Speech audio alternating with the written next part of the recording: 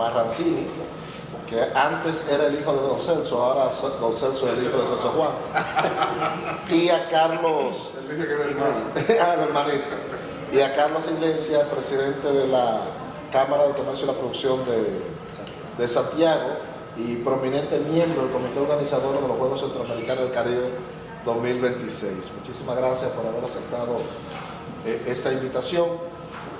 Aunque se lo explicaba informalmente, la dinámica es la siguiente. Primero la introducción de cómo ve el CONEP, sus principales retos, una evaluación de cómo ustedes ven el país, 5 o 10 minutos, y luego tenemos una ronda de preguntas y respuestas. Al final de esa ronda nos tomamos una pausa para almorzar y en la sobremesa pues tenemos una segunda ronda de preguntas y respuestas. Así que dándole las gracias por haber aceptado nuestra invitación, le doy la palabra para que nos den esa mirada inicial del sector empresarial. Muchísimas gracias a todos y sobre todo gracias a ti, José, y a ese equipo tan maravilloso de profesionales que te acompañan. Bueno, primero que nada, nosotros estamos ahora puntualmente enfocados en el desastre natural que sacudió el país hace muy poco y estamos haciendo todo lo posible por hacer una logística para ayudar y cooperar conjuntamente con el Estado. Dicho esto, y muy apenado con todas las personas que han sido desplazadas por este fenómeno, queremos explicar y contar un poco sobre el CONEP. El CONEP es una institución que cumplirá 60 años, probablemente el año que viene, probablemente no, seguro que cumplirá 60 años el año que viene. Tiene 58 gremios que son miembros del CONEP y 71 empresas de las empresas más grandes, pero dentro de los gremios que son miembros del CONEP están representados empresas de todos los tamaños, empresas medianas, empresas pequeñas y empresas grandes. Nuestro principal objetivo, como siempre hemos dicho, es que haya libre competencia, libre mercado en un sistema de reglas justas. Nosotros vemos, como dije yo en mi última exposición en la Cámara Americana del Comercio, vemos que el país tiene muchísimas posibilidades, tiene la posibilidad, y creemos mucho en eso, de duplicar su PIB de aquí al año 2030, precisamente por el dinamismo y la diversificación que ha tenido el sector privado en los últimos años. No tan solo lo vemos nosotros, también los organismos internacionales con los que interactuamos lo ven por igual, y yo lo voy a dejar ahí, esa es la introducción que yo voy a dar. Yo no sé si Celso y Carlos quieren agregar algo, que también, además de sus respectivas posiciones en sus gremios, son miembros también de la Junta del CONEP. Bueno, muchas gracias por la invitación. Eso quería agregar también, que estamos en calidad de miembro de la Junta del CONEP, en mi caso soy vicepresidente, y agradeciendo siempre la invitación del director y siempre el interés de todos ustedes por los temas el interés en los que interactuamos. A lo que decía el presidente del CONEP, yo creo que es importante agregar el rol que ahora mismo inmediatamente estamos jugando. Yo creo que el sector privado en las diferentes situaciones adversas que se nos han presentado inmediatamente pues se ha puesto presente y ha unado esfuerzos para poder buscar soluciones, participar en las soluciones y siempre no solamente con solidaridad, sino poniendo el país por delante. Me refiero ahora con la tormenta, con el huracán Fiona, que realmente ha impactado en la zona este del país. Pues inmediatamente ya tenemos un comité de emergencia que está articulando esfuerzos para canalizar donaciones en temas de logística y en otros aspectos que ya la pandemia y en otras situaciones hemos ayudado, hemos colaborado y nos hemos integrado. Creo que es muy importante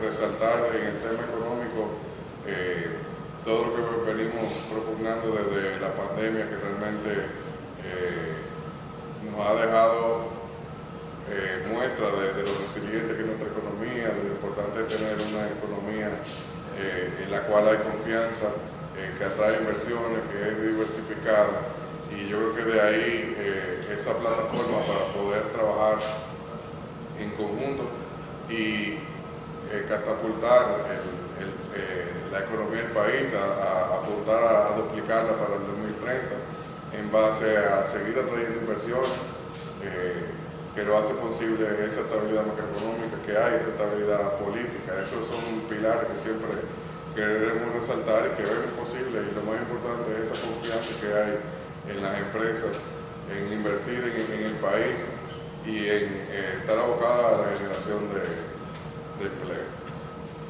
Carlos. No, ciertamente, como decía Celso, ante todo gracias por la invitación. Creo que la economía dominicana da muestra de ser muy resiliente. Creo que la matriz en los últimos años se ha diversificado de una forma muy adecuada, ya que no dependemos de uno u otro sector como otros países, sino que tenemos varios sectores pujantes, la zona franca, la manufactura local, la producción local, el turismo, el comercio en sentido general, los hoteles. Entonces eso ha dado resultado que, a pesar de las situaciones que hemos pasado, hemos podido salir adelante todos, y el clima de inversión que tenemos es muy adecuado ahora con el tema del nearshoring, que el país forma parte de la alianza de la democracia junto a otros países. Yo creo que posiciona a la República Dominicana lo que es un papel o en un sitial fundamental y en el ojo de todas las personas que quieran hacer inversión, un clima de ocio adecuado.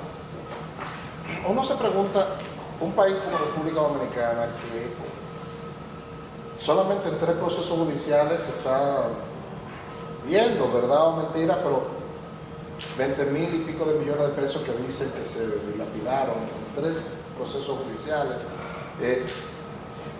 Muchísimos casos nosotros vemos de que se dilapida dinero, ese tipo de cosas.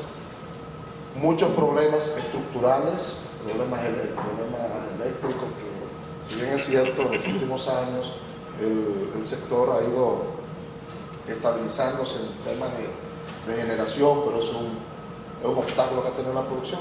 Sin embargo, en República Dominicana, año tras año, crece, y ustedes proyectan que podemos, de aquí al 2030, duplicar el Producto Interno Bruto. ¿Cuál es la magia que tiene la República Dominicana, que pese a esos problemas estructurales y esos problemas sociales, no deja de crecer? Bueno, a mí me gustaría apuntar a que el sector privado es un sector que siempre ha estado ahí en la República Dominicana y siempre ha creído en el país y siempre ha invertido en el país. Si vemos de los datos que hemos expuesto como CONEP, vemos que de cada 100 pesos que se invierten, 88 lo invierten en el sector privado. Entonces, el sector privado tiene una importancia muy grande en República Dominicana, además de que no tan solo invierte, sino invierte en infraestructura, pero invierte en la gente también, en el desarrollo de sus capacitaciones y capacidad de recursos humanos que tiene. Y tenemos una economía ampliamente diversificada hoy en día. Antes era un país que dependía de muy pocos productos. Hoy tenemos industrias como la minería, como la zona franca, como la industria, el turismo. O sea que esa diversificación, amarrada a ese deseo del sector privado de crecer, es lo que nos da ese empuje desde mi punto de vista. Pero si yo le preguntara a ustedes, ¿qué necesitan ustedes para crecer más? Como yo le dije una vez a un empresario, usted va bien, lo ha hecho bien, pero ¿qué pudo haber provocado que usted lo hiciera mejor? Si yo le hago esa pregunta al CONEP. Mira, te voy a decir, hay una cosa muy importante que es, vamos a decir, transversal a todo esto que yo he dicho, que es la estabilidad política, la estabilidad económica y la estabilidad social. Eso es básico. Si nosotros vemos y nos comparamos con diferentes países de la región que no están atrayendo inversión privada, que no están creciendo como nosotros estamos creciendo, vemos que estas 3 cosas no están en equilibrio en esos países. ¿Qué nosotros queremos? Que nos creen el ambiente, que el Estado siga haciendo lo que está haciendo, que nos dé un ambiente donde nosotros podamos trabajar y desarrollarnos con reglas justas y con poca burocracia, que es uno de los programas que tiene el Estado, que es bajar la burocracia cero, que nosotros necesitamos para que las inversiones y todos los negocios que se quieran emprender lo hagan de manera rápida. Yo no sé si Celso, Carlos o Juana quieren agregar. Le queremos dar la bienvenida a una dama de oro, literalmente, Juana Barceló, que es miembro del directorio de la Junta Directiva del CONEP y presidenta de la Barri Dominicana. Bienvenida, Juana. Muchas gracias, un placer estar aquí. Ella llegó un poquito tarde porque los lingotes le estaban pesando.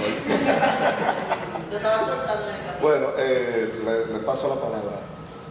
Bueno, yo creo que en todo eso, pues, la clave es la estabilidad.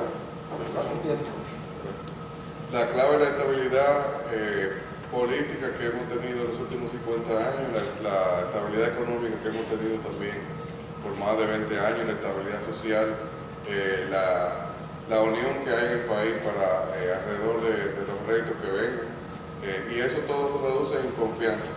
Confianza en que se puede invertir, en que podemos atraer inversiones y confianza en que las cosas se van siempre abordando, buscando las mejores soluciones. O sea, hay retos, hay adversidades, pero lo importante es que existe esa confianza. Esa es la clave para poder buscar soluciones, para poder seguir creciendo la economía. Y por eso pensamos que es posible duplicar el PIB en ese periodo de tiempo en base a esa confianza, a seguir generando más empleo a través de atraer cada vez más inversión.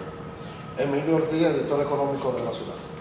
Mi pregunta es porque hace unas semanas el CONEP propuso un reajuste de salarios voluntarios al sector empresarial y nos gustaría saber cuál ha sido el impacto que tuvo eso hasta este momento.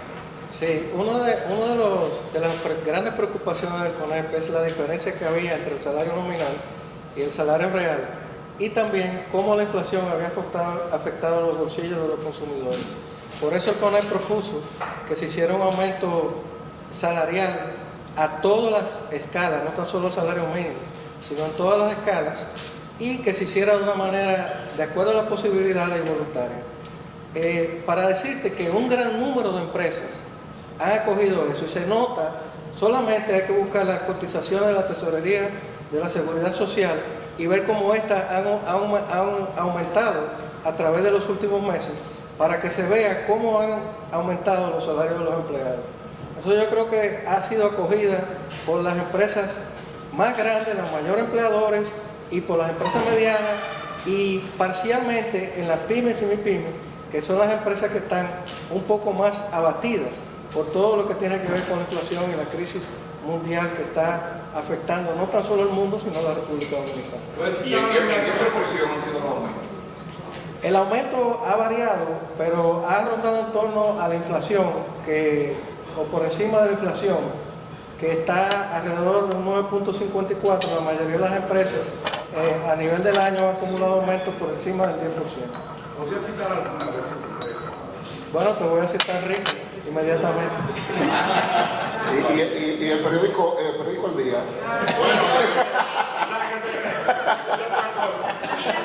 Sobre ese tema, don Pedro Brache, cuando usted hizo la propuesta, el sector sindical propuso que el tema se llevara de manera formal al Comité Nacional de Salarios. Inclusive hubo una convocatoria de parte del Ministerio de Trabajo que luego se nos informó se había suspendido porque usted estaba fuera del país. Entonces yo quiero saber si esa propuesta se va a retomar, se va a formalizar o si se va a dejar solamente en el plano voluntario. Sí, claro que sí, pero yo quiero volver a puntualizar. Cuando se convoca el Comité de Salarios, solamente se afecta el salario mínimo. Nosotros lo que propusimos fue mucho más allá. Fue todas las escalas. De hecho, en mi empresa se le aumentó a todo el mundo, hasta a mí me aumentaron. Entonces, lo que quiero decir es que no fue una propuesta. De hecho, ese tema hay que retomarlo, hay que esperar que se cumplan los plazos de algunos aumentos que se hicieron recientemente, porque la ley indica que se pueden empezar a revisar a partir del año de haber sido aumentado. Entonces, cumpliendo con la ley, desde que se cumple el mandato de la ley y seamos convocados, ahí estaremos como siempre lo hemos estado, porque consideramos que este es un tema muy importante. O sea, estoy entendiendo que usted no es partidario de que se vaya ahora al Comité Nacional de Salarios,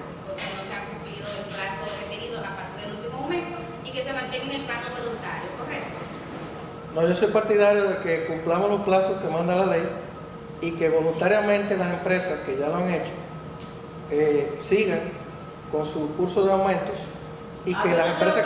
¿Cómo el plazo voluntario? ¿Cómo es el plazo que usted dice? Perdón. ¿Cómo es el plazo que usted dice? No entiendo el plazo. El plazo que usted dice. El plazo por ley. Por ley. Cuando, por ejemplo, si se hace un aumento, para volver a revisar, la ley estipula que tiene que cumplir el año. O sea, a partir del año ya el presidente del comité de salario puede convocar. Hay aumentos que se acaban de cumplir. Tenemos, por ejemplo, En enero. creo que fue que en enero Se hizo el último reajuste. el último reajuste de la construcción, creo que fue. Entonces, por ejemplo, no se puede antes de lo que estipula la ley. Pero nosotros, en vista de que vimos eso, propusimos que las empresas aumentaran, porque en realidad la inflación ha afectado el bolsillo del consumidor. Marrero. Hablando de macroeconomía y de estabilidad, ¿cómo les favorece o les desfavorece la apreciación del peso mexicano, que tiene dos caras? Por ejemplo, ahora mismo genera una controversia sobre las utilidades que generan los fondos de pensiones. Pero es probable también que el oro ahora dé menos pesos. Bueno, fíjese, lo que pasa es que es un tema, como usted dice, que favorece a algunos y desfavorece a otros, dependiendo, sobre el cual siempre hay que buscar un equilibrio. También desfavorece, por ejemplo, lo que reciben en remesas, porque cuando van a cambiar los dólares reciben menos pesos, y eso es algo que no se ha dicho y que se debe saber. Yo creo que el Banco Central está jugando un papel de equilibrar la economía muy importante. Y no ha sido el único. Si ustedes ven lo que ha pasado en Uruguay, en México, en Jamaica, han usado estrategias similares de apreciación de moneda para poder contrarrestar la inflación.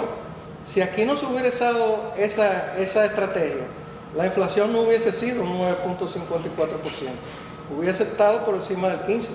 Entonces yo creo que la estrategia ha sido muy efectiva en controlar la inflación y ahora tenemos que empezar a ver cómo buscamos un equilibrio para que no se afecte uno o se beneficie uno más que otro. Dylan. Usted habla de duplicar el PIB. ¿Qué retos tiene el país para lograr esa? Bueno, me gustaría que hablara más gente, pero voy a empezar yo. Mira, yo te diría que nosotros tenemos más oportunidades que retos. Tenemos oportunidades porque tenemos una economía, como dije antes, muy diversificada, que tiene dentro de sí segmentos que tienen muchos vagones y mucho encadenamiento. Tomamos, por ejemplo, el turismo, que compra localmente, que emplea compañías que dan transporte, y así sucesivamente. Podemos tomar la industria, podemos tomar la minería, podemos tomar la industria del cine, la economía naranja, que tienen encadenamientos muy importantes. Entonces yo creo que las posibilidades que nosotros tenemos son grandes. Tenemos que atraer más inversión extranjera, tenemos que bajar la burocracia, que es un reto, para que las empresas que vengan se sientan en confianza de saber que si vienen a la República Dominicana pueden rápidamente empezar a emprender. Y yo creo que es uno de los retos más importantes que tenemos. En los últimos 50 años la economía dominicana ha crecido en promedio un 5%. El año pasado, luego de salir de la pandemia, tuvimos un crecimiento de 12.6%.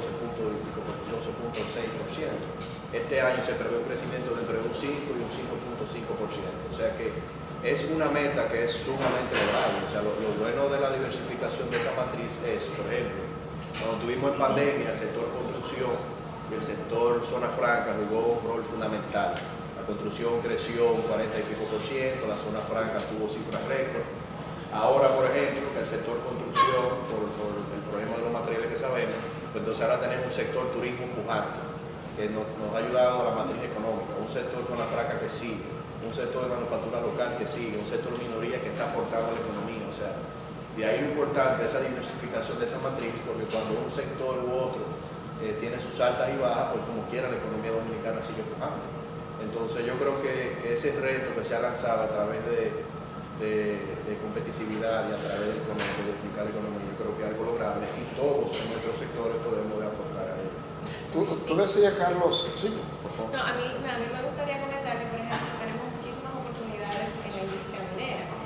Hay proyectos que se han estado trabajando, que están a la espera de permisología, por ejemplo, si vemos el proyecto del Romero. Y siempre que se pueda hacer una minería responsable, una minería sostenible, que aporta y que contribuya, pues son oportunidades que tenemos de generar empleo, de generar exportaciones, de hacer compras locales y de tener proyectos que realmente impactan positivamente en la República Dominicana. Entonces ahí, con solamente la minería, tenemos muchísimas oportunidades y empresas interesadas en venir, pero que necesitan una seguridad jurídica, necesitan que los procesos de permisología, pues de cierta manera, se puedan hacer de forma más expedita. Y hay, la verdad, muchísimas oportunidades solamente en este sector. Aparte de la empresa nueva, ¿hay otras empresas que están interesadas en invertir en el país? Hay empresas que están ahora mismo haciendo exploraciones, que tienen interés en hacer exploraciones. Rosario. No, ya. Nelson Marrero, su director del periódico Hoy. Uno de los reproches de la política ahora es que este es un gobierno de los ricos. Ustedes como empresarios se sienten que están siendo más beneficiados bajo esta administración que con la anterior. Bueno, yo creo que eso es un tema que es un tema político y que normalmente se ataca cuando funciona. Las cosas que se atacan son las que funcionan. Las que no funcionan no se atacan. Entonces yo creo que había una alianza público-privada que está funcionando. Yo no sé cómo decirte que se pueda decir eso cuando hoy en día los empleados han conseguido aumentos de sueldo que en la historia no se habían dado. Está siguiendo, el empresariado está siendo muchísimo más responsable. El país está creciendo, creció un 12.5% el año pasado. Y yo pienso que los gobiernos tienen que trabajar de cerca, no tan solo con la empresa privada, tienen que trabajar de cerca con la sociedad y tener el oído puesto a todos los sectores de la sociedad. Todos tenemos que ser tomados en cuenta. O sea, porque yo creo que, imagínense un país sin un sector empresarial. ¿Qué sería? También imaginemos un país sin periodistas. O sea, cada cual aporta. Y yo creo que el aporte del empresariado está ahí, está a la vista. Y nosotros lo que queremos es invertir en la República Dominicana, porque tenemos confianza en nuestro país y queremos nuestro país y lo apreciamos. Entonces, yo no veo nada malo en eso. Sobre eso mismo, la impresión que particularmente yo tengo es que ustedes siempre han estado en la papa, todos los gobiernos. Bueno, en este caso en la leche. Muy bien. La pregunta sería, yo le quisiera invertir a mi maestro, ¿en qué gobierno de Trujillo para acá no han estado ustedes en la papa? O en cuál le ha ido peor? ¿Cuál le ha perjudicado más? ¿Le ha apretado más? ¿O le ha hecho...? Yo creo que volvemos a decir las cifras que estábamos diciendo. O sea, nosotros miramos la cosa no desde un punto de vista político, porque empezando, el CONEP no es un partido de oposición. El CONEP es un partido que mira números, tiene una agenda empresarial, no política, y nosotros, si lo vemos, en los últimos 50 años, Carlos lo dijo, hemos crecido entre un 5 y un 5% a través de los últimos 60 años. Entonces, nosotros hemos estado ahí apoyando al país, apoyando a que los políticos que están en ese momento gobernando el país tengan éxito, porque esa debe ser la misión. Porque si ellos tienen éxito, el país va a tener éxito y su gente tendrá éxito. Bueno, vamos a reanudar este conversatorio, el almuerzo del Grupo de Comunicaciones Corripio. Tenemos con nosotros como invitado al Consejo Nacional de la Empresa Privada, CONEP, con don Pedro Brache, su presidente. También le acompaña Celso Juan Marrancini, Juana Barceló y Carlos Iglesias, miembros del directorio ejecutivo del CONEP. Y como le decía, después de la pausa, las preguntas difíciles las tenemos después de la alimentación. Y antes de darle la palabra a Félix, quisiera iniciar preguntando, usted ahorita hablaba de una de las trabas que tiene la formalidad, es justamente lo difícil y complicado que es el código tributario. Y también hay quienes plantean que con ese código tributario la carga fiscal es muy reducida también. Y yo le he escuchado a algunos de ustedes decir que no es que sea reducida, sino que está muy cargada sobre pocos. Se ha querido hacer una reforma fiscal, no se ha podido. incluso el año pasado fracasó el intento de una reforma fiscal. Me gustaría saber qué piensa el CONEP de la necesidad de esa reforma fiscal y si el CONEP está dispuesto a colaborar con el gobierno, porque todo el mundo está de acuerdo con que hay que hacer la reforma fiscal siempre y cuando la mano se meta en el bolsillo ajeno, no en el mío. Y lógicamente el gremio, que aglutina a todos, quizás pueda jugar un rol importante en concientizar a sus miembros de que en alguien hay que meter la mano en el bolsillo para una reforma fiscal. ¿Qué piensa el CONEP sobre eso? Miren,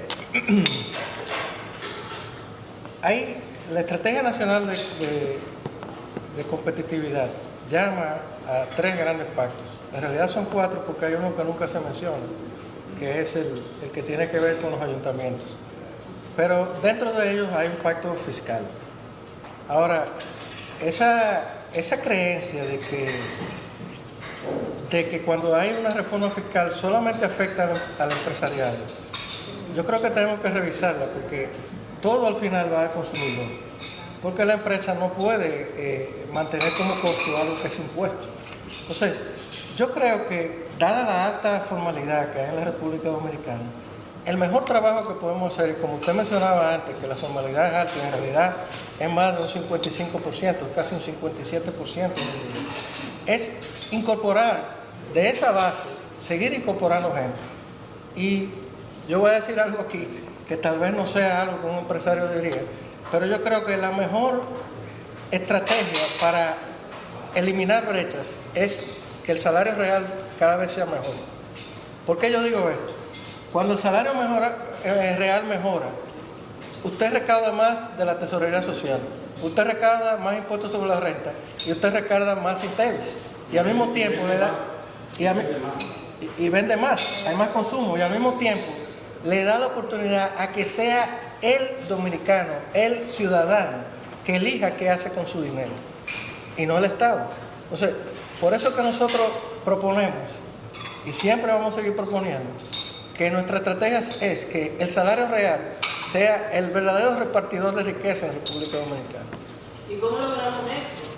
Cuando la gente, por ejemplo, se queja, la gente no quiere pagar más impuestos por un tema de corrupción, porque eso nadie te lo devuelve, no se devuelve el servicio, no se devuelve nada. En este país tú tienes que pagar la luz por tu cuenta, tienes que pagar el agua por tu cuenta, tienes que pagar la seguridad por tu cuenta, tienes que pagar... No hay servicio de ningún tipo, entonces por eso la gente no quiere pagar más impuestos, simple y llanamente.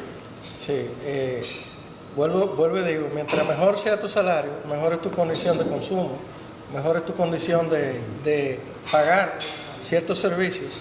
Yo creo que eso, lo que yo estoy diciendo no es nada nuevo, lo podemos ver en diferentes países. O sea, si nosotros hacemos una comparación de los países de la región y de los países que se han desarrollado, vemos que el estándar de vida se ha desarrollado porque el poder adquisitivo de sus ciudadanos ha mejorado. Miguel Febres. ¿Qué cantidad de empleados tiene el sector empresarial organizado? ¿Qué tamaño tiene ese sector empresarial organizado? Es decir, ¿cuántos son? ¿Y qué tamaño tiene la parte del empresariado que no está organizado? ¿Tienen eso ustedes? Bueno, si usted calcula que de los 2.2 millones de empleos que tiene la Tesorería de Seguridad Social registrado, el sector privado tiene 1.6 contabilizados. Y si usted calcula que el 57% de los empleados son informales, entonces usted puede decir, primero, dos cosas. Primero, hay mucha gente empleada de manera informal que tal vez lo hace, pero corriendo muchísimos riesgos. Porque cuando tú estás en la informalidad y se te enferma un hijo, tú casi quiebras. Si no tienes seguro, si no tienes las condiciones o el amparo de una empresa privada. La otra cosa es que esa economía, el segundo punto que quería decir, que el hecho de que nosotros tengamos una informalidad de un 57% significa que la economía dominicana es mucho más grande que lo que dicen los números. Entonces, por eso yo estoy confiado de que nosotros podemos duplicar esa economía, porque a medida que vayamos trayendo esa base de económica a la formalidad, la economía va a ir mejorando. Y a medida que el sector privado, como lo está haciendo, invierta y siga teniendo la confianza y siga invirtiendo en su país y la creencia de que debe invertir aquí, el país va a seguir progresando. ¿Cuáles son las principales trabas que enfrentan para que la gente se formalice? Porque hay tanta informalidad. ¿Qué creen ustedes que debe hacer para lograr que haya más formalidad? ¿Quieren que la conteste yo o No, por nosotros que hable cualquiera, no tiene que ser tú, voy a beber un poquito de agua y lo voy a pasar a Celso. Bueno, realmente lo primero es, hay que considerar que la misma pandemia, pues,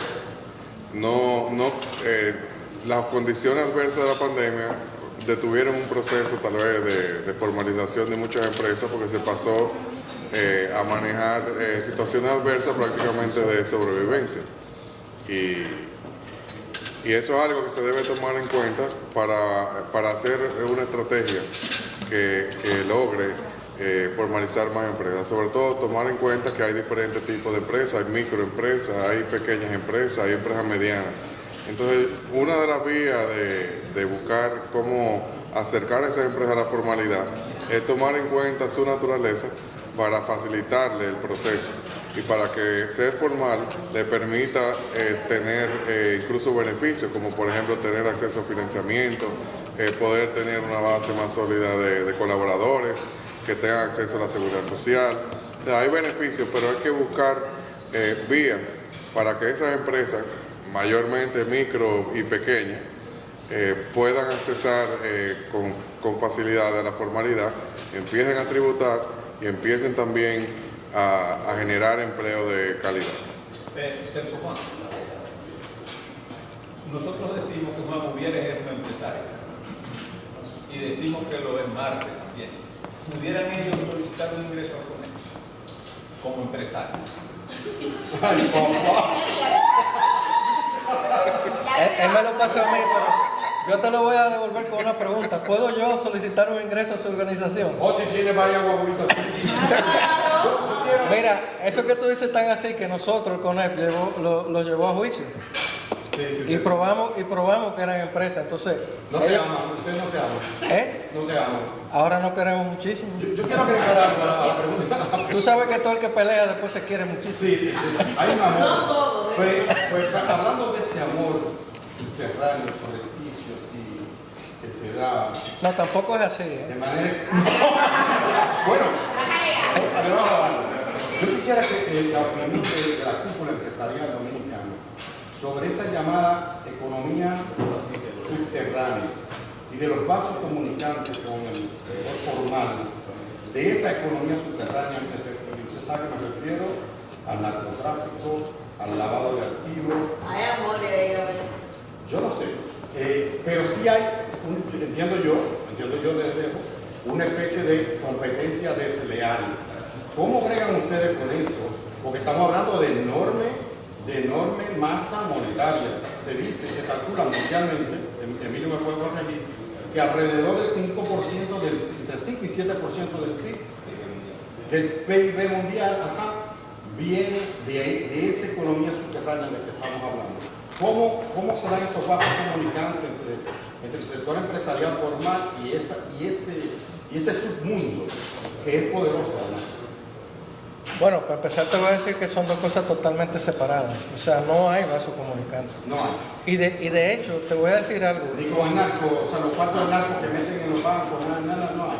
Lavado. Bueno, yo creo que lo más difícil que hay hoy en día es eso. Porque hay tanta seguridad y tantos ojos encima de eso, que eso es casi, yo le diría que es casi imposible. O sea, yo no... Si usted tiene algún dato sobre eso, me lo podrá enseñar y ofrecer.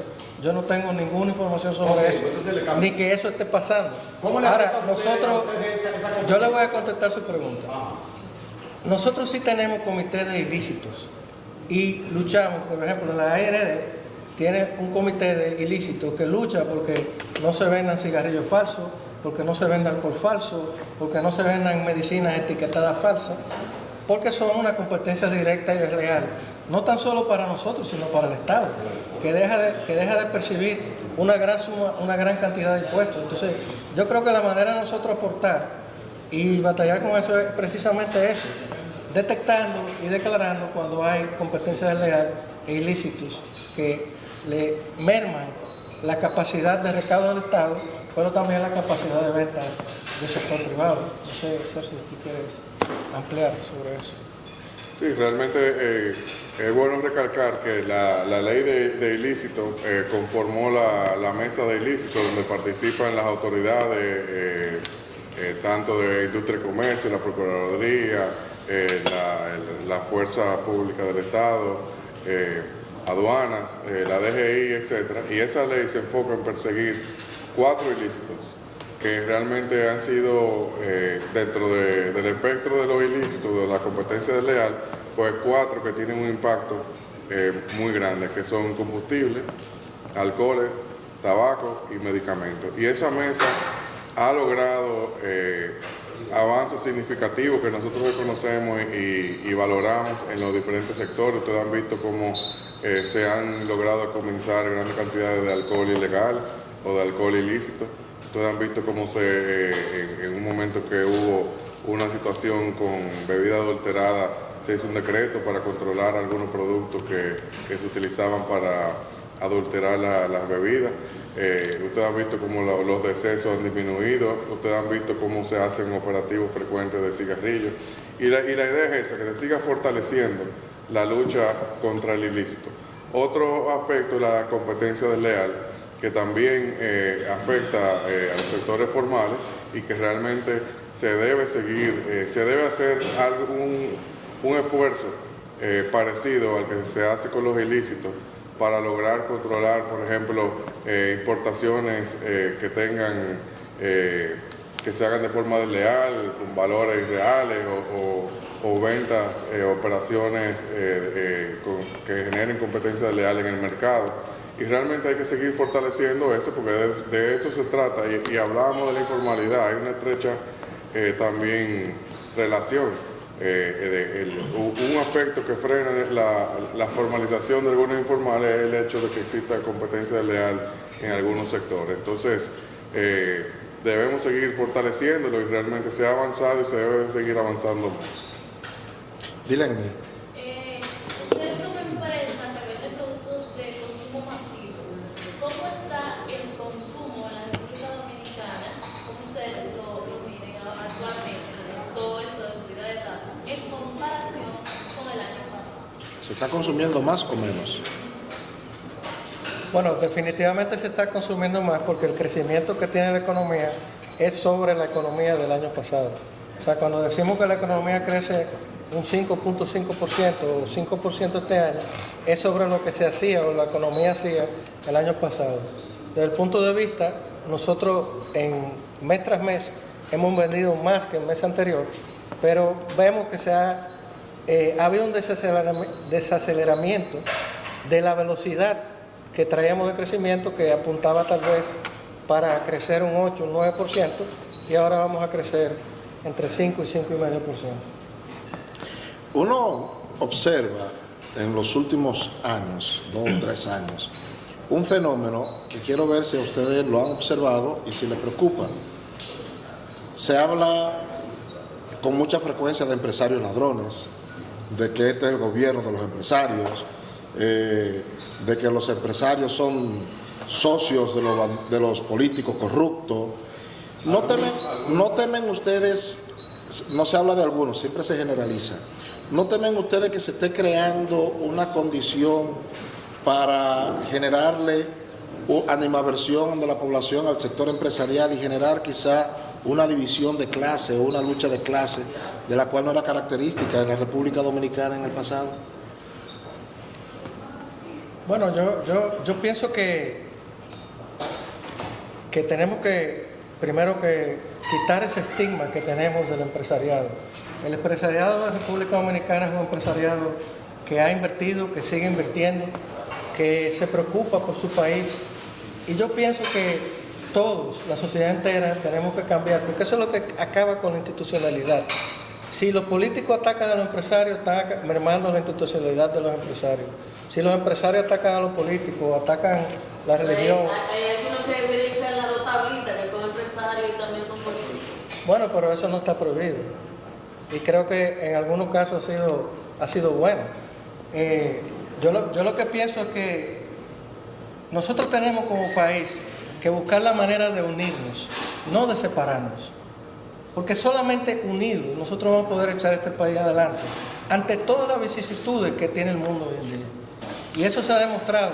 En los momentos que nos hemos unido, hemos sido igual o mejores que muchos de los países que están mejor. Entonces, yo lo que creo que en vez de estar diciendo, este es malo, este es bueno, busquemos las cosas que son buenas y las cosas que nos unen en vez de las que nos separan. Y yo creo que ese es el gran mensaje. Y el gran mensaje de un empresariado que definitivamente está comprometido con el desarrollo de la República Dominicana. Sí, dos cosas, porque a mí me gusta en pareja, la cosa no me gusta. Uno, a Carlos quería preguntarle, como es de Santiago, y los santiagueros se quejan mucho de que aportan mucho al Producto Interno Bruto, pero que los gobiernos invierten poco en Santiago, si eso se ha cambiado, pero déjame terminar con una segunda parte. La segunda parte, a propósito de Fiona, es el cambio climático. Hay mucha preocupación por el cambio climático, de hecho se está viendo que hay más fenómenos atmosféricos y si ustedes como institución están trabajando para crear conciencia en torno a eso y están tomando medidas para aportar a mejorar a que se disminuya el impacto del cambio. Yo voy a contestar esa parte primero y después Carlos contesta lo de Santiago. Ya los santiagueros no entran de reversa aquí.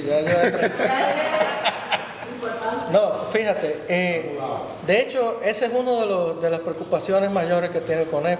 Nosotros por eso desde hace varios años estamos llevando conjuntamente con la PNUD el programa de prácticas sostenibles, que ahora entra creo que en su 7ª edición y renovamos el programa con la PNUD, donde no tan solo se distinguen las mejores prácticas del sector, sino también que se le dan guías y algunas reglas de cómo manejarse como empresa, cómo poder llegar a los objetivos de desarrollo sostenible, que tenemos una misión para el 2030. Entonces nosotros estamos montados en ese carro de que las empresas dominicanas cumplan con los objetivos de desarrollo sostenible al 2030. Bueno, ciertamente el empresariado santiaguero, el santiaguero en general, siempre en los últimos 20 años ha clamado por que se le escuche, se le tome en cuenta. Se dice que Santiago aproximadamente aporta un 15% al Producto Interno Bruto y ciertamente, pues, satisfactoriamente este gobierno ha puesto sus ojos en Santiago. ¿Santiago o el Cibao? Santiago y el Cibao. O sea, porque si se toca Santiago... Eso es lo mismo. Eso es lo mismo todo. Santiago tiene razón. No, Mimito. la provincia del Cibao, espérate, Santiago, tú estás como Moca y La Vega son 2 barrios de Santiago. Dicen los Mira, mocanos. nosotros somos mocanos, mucho cuidado. De hecho, lo que se está viendo, el gobierno hizo o habló de un Santiago 2025. Recuerden que Santiago tiene un plan estratégico de hace 30 años y realmente las cosas que ahí están plasmadas es un plan que recoge todas las iniciativas de diversas instituciones, el empresariado, el propio ayuntamiento, los organismos descentralizados, Corazán, la sociedad civil, la iglesia, y el gobierno ha hecho suyo ese plan estratégico y realmente se habla de que las intervenciones en Santiago andan alrededor de los 20.000 millones de pesos. Actualmente están trabajando en un monorriel, se está trabajando en un teleférico, la entrada a Santiago se está llevando a 6 carriles. Entonces yo lo invito que sí, que den una vueltecita por Santiago para que vean que Santiago está muy bonito. Mira, ya para concluir, hemos estado publicando en el las día. exportaciones, perdón. Se habla de 8.000 millones de dólares. Pero en sentido general, no solo de...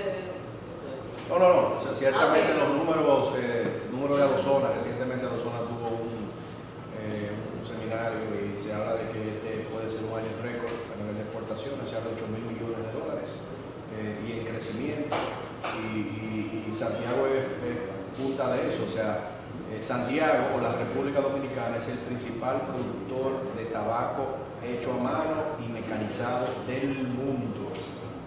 O sea que eso es algo que también a nosotros nos debe llenar de satisfacción como dominicanos. Entonces, lo que es zona franca, Santiago ha sido siempre muy importante en ese desarrollo. Yo quisiera, sí. Bueno, sobre las exportaciones, que realmente lo que hablábamos antes de la importancia de una economía diversificada como la nuestra, que podemos decir que este es un país que genera exportaciones de zona franca, como dijo Carlos, pero también de industria nacional, de ingresos de divisas por turismo, exportaciones mineras, que genera también, atrae inversiones extranjeras. Entonces, cuando nos comparamos con otra economía, vemos que a algunas economías le falta una o dos patas. Nosotros tenemos la gran ventaja y la gran suerte de que la tenemos todas.